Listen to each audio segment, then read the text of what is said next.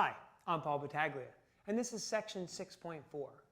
It's important to note right away that this is a Calculus BC topic only. And if you are a Calculus BC teacher, only arc length is actually assessed in the AP curriculum. Surface area is not. However, I do think surface area is a fantastic concept to talk about with your students. So depending on time, if you can cover it now, fantastic. If not, you might want to come back to it after the AP exam. But the essential question we'd like our students to answer at the end of section 6.4 is, how do I find the arc length of a smooth curve? And right away, smooth curve is something we're going to have to talk about. But I like to kind of tease the lesson and motivate the lesson this way. I ask my students one simple question. How long is one cycle of the sine or cosine wave? And it gets them thinking a little bit. See, in their head, they're probably thinking about linear pieces, and that's fine because that's what I want them to do. But it is kind of tricky for them to try and conceptualize. So I go a little bit further and I say, well, imagine that one cycle of the sine wave, for instance, is a running course. How long would a runner have to go? Or I tell them, what if this was landscaping and a path was paved using some stones? How long is that path? So now we're thinking about, this is a little bit more complex than I thought. But from here, I'm going to take, let's say, the sine or cosine wave, that one cycle, and I'm going to plot just random points. And I'm going to connect the dots. I'm going to connect all those points with line segments, point to point. And I'm going to ask my students, will this give me an accurate depiction of the arc length? Of course, the answer is no.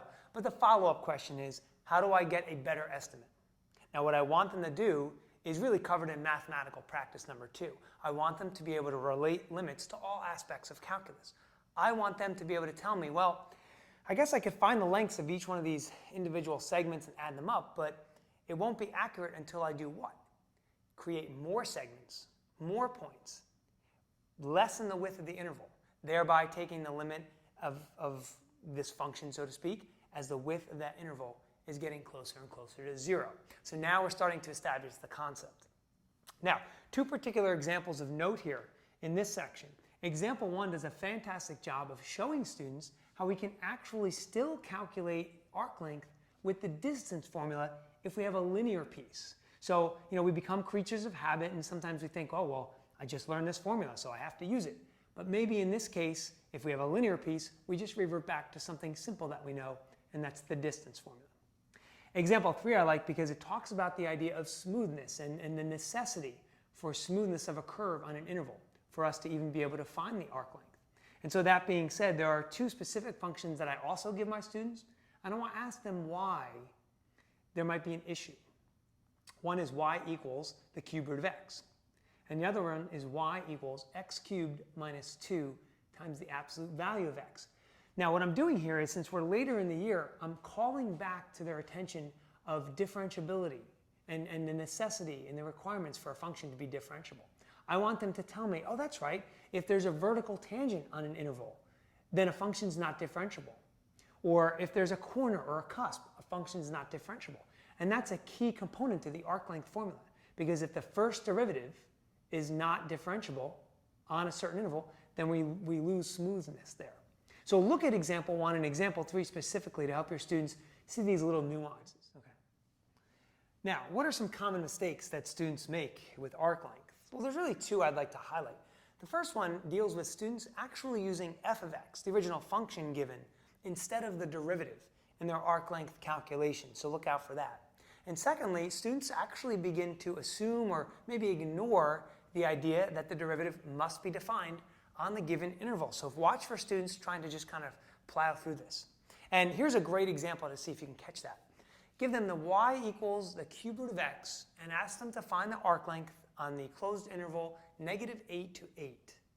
Now, some calculators can actually calculate this length glossing over the idea that there's a vertical tangent at 0. Some calculators cannot. So I'd be interested to see if there's people in my class who can do it versus can't.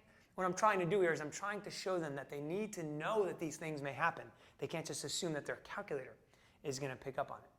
And that leads me to a couple of tips that might help them for the advanced placement exam. The use of the graphing calculator must be such that we're fluent, but at the same time not reliant. So we have to strike that balance.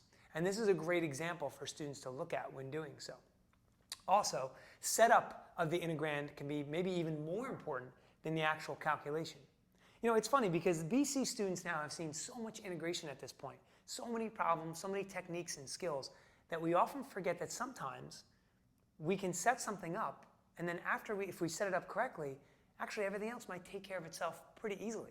But maybe it's that setup that's the hardest part. So we need to make sure students are focused on the correct setup. And then finally, look for different ways to ask your students how to find arc length. Maybe using the word perimeter. So for instance, we might give them a region that incorporates both curved and linear pieces and say, find the perimeter of this region and see if they can make the connection where I can use arc lengths, but I have to separate it and do multiple calculations. I hope these tips have been helpful, and I'm sure you'll find much success in section 6.4.